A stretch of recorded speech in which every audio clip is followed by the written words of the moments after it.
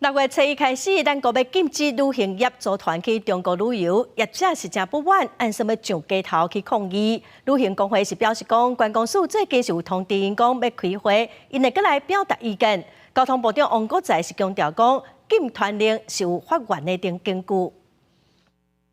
春节之前，观光署宣布6月起，旅行业袂当组团去中国。最近佫解释，是依据发展观光条例有损害国家利益记录。政府原底已经完成出团准备，也毋过情势变化，组团去大陆经营行为已经损害国家利益。台商也可以过去，自由行也可以过去，宗教交流就是我旅行社不能涉团，我旅行社是踩到你观光署什么东西？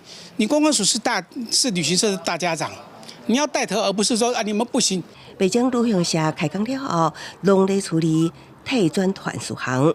已经带回付出定金啊，也摕袂转来。业者认为，无法源煞要强制无合理。交通部强调，台湾若单方面送客去中国，并不公平，除了造成观光贸易失衡的国家损失。M503航路调整也影响航空安全。主要是还是安全管理的问题。M503，它确实在这个旅游安全上，确实我们觉得是有疑虑。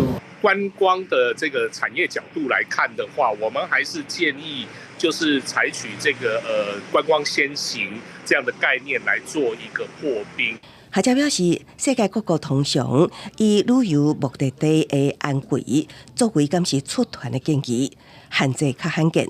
不过，观光交流甲发展当然有关需要基于国家安全条件上。